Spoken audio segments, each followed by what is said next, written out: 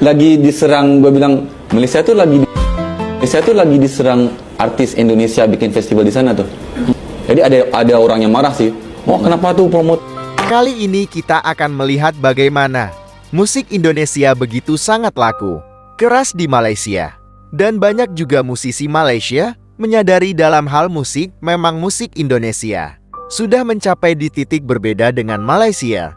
Namun musik Malaysia zaman dulu juga lumayan terkenal di Indonesia. Tapi kenapa sekarang musik Malaysia tidak bisa masuk lagi di Indonesia? Banyak musisi Malaysia yang heran dengan kondisi ini. Lagi diserang, gue bilang Malaysia tuh lagi diserang artis Indonesia bikin festival di sana tuh. Oke. Dewa bikin konser stadium 15.000 orang, pack. Monyet banget tuh, gila. Kayak artis Malaysia susah ya gitu. Ternyata promoter willing to invest in artis Indonesia compared to lokal kita. Jadi ada orang yang marah sih. Oh, kenapa tuh promoter, organizer tuh nggak ini? My point of view tuh karena kalian nggak pas di level itu. Kita protokol kita manggung tuh biar manggung udah. Kalau di Indonesia tuh ada openingnya, ada storyline kayak seperti gimmick Dewa kan ada skrip before manggung, ada skrip. Kalian harus bernyanyi bersama. Kalau jadi gimmicknya itu jadi seringnya. Seperti 420 live dengan lighting, storyline, ada setup stage-nya, ada bunga-bunga gitu kan. Di Malaysia susah. Mereka nggak lihat yang itu. But for me, gue mau marah nggak boleh. Karena gue pikir Malaysia pengen di-inspired oleh orang-orang ini. Ternyata kalau lo ngelihat sisi negatifnya, ya kita diserang nih. Tapi kenapa lo nggak lihat positifnya buat artis lokal? Loh, jarang kita datang nih manggung, lo datang support. Wah, inspirasi banget nih. Lo harus positif sih sebenarnya.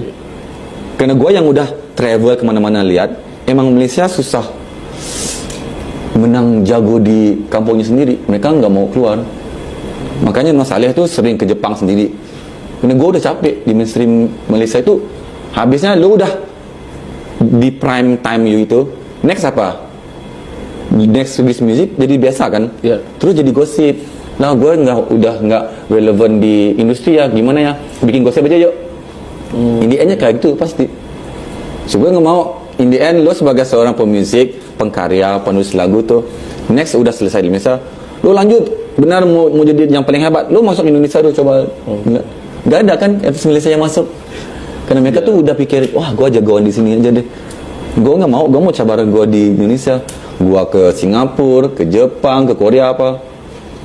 Menang atau kalah itu kira belakangnya. Jadi yang penting lu udah pergi nih berjuang nih. Itu. Oke, situ aja kita hari ini. Terima kasih buat semua yang nonton. Terima kasih Mas. Teman-teman Malaysia, yo bangun musik asli daerah kalian. Wah, gue jadi dukung Malaysia.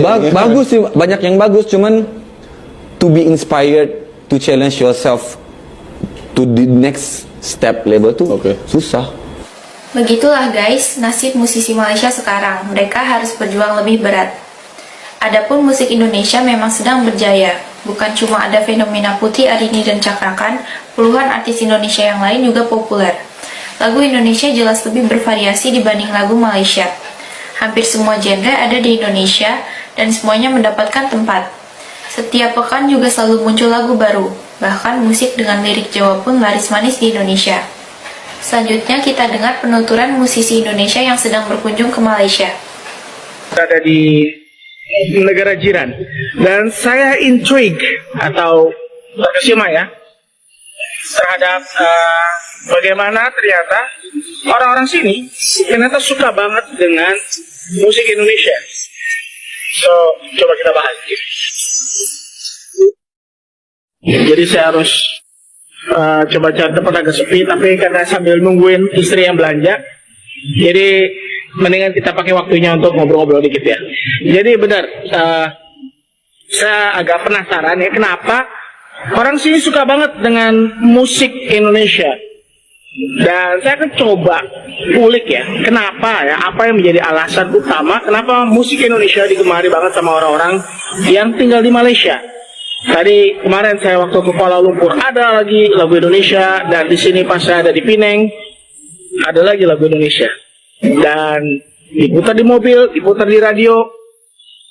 dimainin sama pengamen-pengamen di sini, gokil banget deh guys. Dan satu sisi saya bangga ya, kita sebagai orang Indonesia, saya berkebangsaan Indonesia, melihat musik Indonesia dihargai banget di negara asing ya, di negara yang bukan dari Indonesia, dan digemari. Ya bangga lah, kita bangga lah merasa musik dari negara kita sendiri diapresiasi dan dianggap bagus buat orang lain. Apa yang membuat orang menyukai lagu-lagu Indonesia? Saya rasa yang pertama adalah masalah bahasa. Ya kebetulan banget ya, karena sore berisik banget ya di pinggir jalan.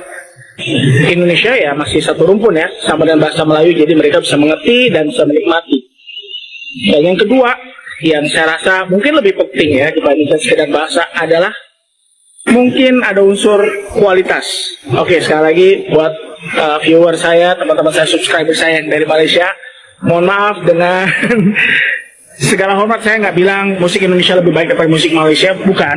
Tapi begini, saya jujur aja, musik Indonesia termasuk musik yang saya bisa bilang punya kemampuan berekspresi yang cukup luas dan cukup punya karakternya sendiri. Ya tentu saja di Malaysia memiliki karakter khas pop musik Melayu di sini ya, dengan karakter yang mereka sendiri. Bagus, saya suka banget dari zaman-zamannya dulu. Waktu saya masih kecil banget saya ada sering dengerin lagunya Exist dan satu lagi bandnya apa lagi tuh ya, band-band Malaysia. Dan saya suka Sheila Majid. Nah, sedangkan di Indonesia sendiri kita sudah memiliki karakter yang sudah jadi sendiri. Ya, makanya saya senang banget ya dengan rekan-rekan saya musisi-musisi lokal di Indonesia seperti Afgan, Tulus, sampai band-band rock kayak Raja, Kangen, itu memiliki khasnya sendiri, khas Nusantara, khas musik Indonesia sendiri. Sama ketika kita, beberapa di antara kita menyukai K-pop. Begitu juga dengan musik Indonesia, ada juga segmen-segmen orang tertentu yang suka banget dengan musik Indonesia, yang tinggal di Malaysia, ya beberapa juga yang tinggal di Singapura. Makanya kenapa ada artis-artis Indonesia kalau bikin konser di Malaysia atau di Singapura tuh bisa rame banget, bisa gede banget. Karena apa? Fans base mereka udah kuat. Sama seperti kita yang bikin konser-konser K-pop di Indonesia, sama seperti di antara kita juga yang suka dengan J-pop, itu memiliki segmen atau genre yang kuat. Dan sama juga di sini, ditambah dengan bahasa yang sama. Jadi apa yang bisa kita pelajari dari semua ini? Yang pasti begini, ya kita harus belajar benar-benar bisa semakin mengapresiasi musik dalam negeri kita sendiri, khususnya buat kamu semua yang sama seperti saya, orang Indonesia. Mari kita lebih lagi mencintai dan berkarya lebih lagi supaya musik Indonesia, kesediaan Indonesia itu semakin berkembang, semakin maju, dan semakin dikenal oleh orang banyak. Dan kita nggak usah malu, dan kita nggak usah kecil hati dan kerasa, wah musik luar lebih hebat, orang-orang Eropa atau stereotipikalnya kita suka musik-musik Amerika selalu lebih hebat daripada kita. Ya mungkin beberapa di antara mereka memang paling terkenal di dunia ini ya. Tapi bukan berarti musik Indonesia kalah. So, mari terus berkarya. Jangan malu, terus berekspresi. Terus tingkatkan, terus bagikan ekspresimu ke dunia. Pada akhirnya itu doang yang saya bisa bilang. Itulah guys perkembangan industri musik di Indonesia yang sedang naik. Selain faktor media sosial, industri televisi Indonesia juga amat kuat. Ajang pencarian bakat pun rutin digelar sehingga selalu muncul artis-artis baru. Terima kasih sudah menonton sajian kami. Sampai jumpa lagi. So apa pendapat tentang Madani kan sekarang kan? Ni driver taksi dia cakap, tak, saya kurang lah dengan dia sekarang. Sejak dia ni sekarang dia kurang menjadi kurang idealis. Driver taksi cakap macam tu. So, aku nak jawab ni. Kurang idealis lah. Dia sudah kurang idealis. Lagu-lagunya sudah kurang idealis. Cita rasa dia lain, pada Lot cita rasa dia tinggi lah. Walaupun kita ada bangunan lagi tinggi, tapi dia ada cita rasa lagi tinggi.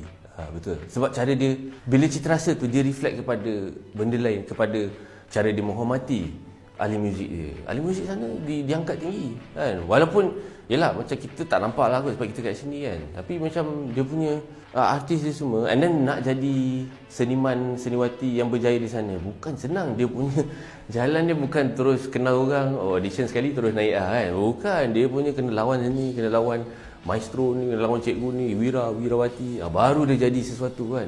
Tapi pada kalau kita tengok beza muzik lah kan, dia punya kualiti mungkin kita boleh lawan, lagu pun mungkin kita pun boleh lawan, tapi terasa dalam pemeliharaan dan juga pelaksanaan muzik dia tu dan cara dia jaga intellectual dia tu yang sampai kita pun terikut dia. Pasal dia pave the way lah, sebab dia macam leader of the pack lah. Pasal dia yang berani buat tu, pasal orang kat sana mungkin mendorong benda tu kan.